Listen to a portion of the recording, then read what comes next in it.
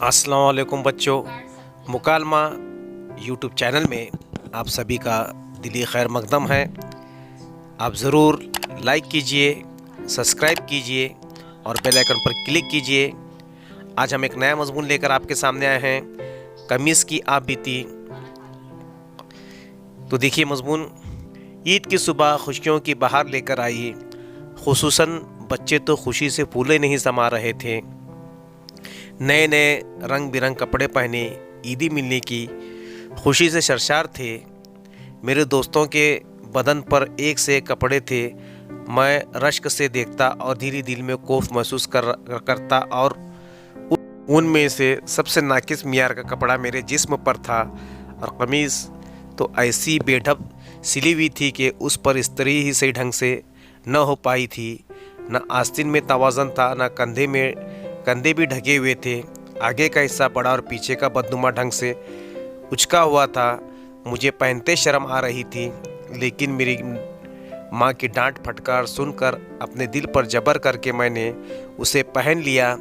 अब दोस्तों के साथ ईदगाह जाते हुए ये शर्म आ रही थी, क्योंकि मेरी कमीज़ की जेब और कॉलर भी बदनुमा थी। लेकिन दोस्तों के साथ तो ईदगाह जाना ही था। जब मैं अपने दोस्तों की महफिल में पहुंचा तो लोग मेरी कमीज़ देखकर तंज़ व हक़ारत से मेरा मजाक उड़ाने लगे। मैं शर्मिंदा हो गया, लेकिन मेरी कमीज़ से ज़ब्त न हो सका और वो अपने ज़बान हाल से मेरे दोस्तों को फटकारने लगी। वो कहने लगी कि किसी गरीब की गुर्बत का मजाक उड़ाना अल्लाह को नापसंद है।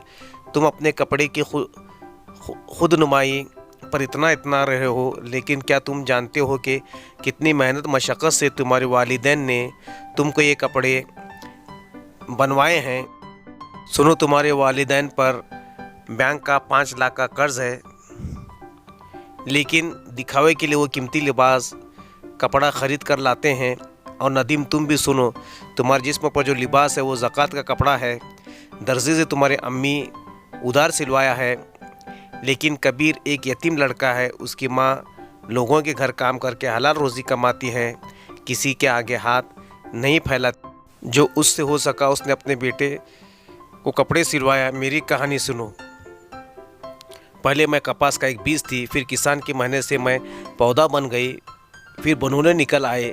उससे किसान ने कपास हासिल किया और उसे स्पिनिंग मिल में फ़रोख्त करके अपने 20 बच्चों का पेट पालने का इंतज़ाम किया। स्पिनिंग मिल में मज़दूरों ने कपास से धागा बनाया और उससे मज़दूरी पाकर रोज़ी हासिल की। फिर उससे धागे बनाकर बुनकर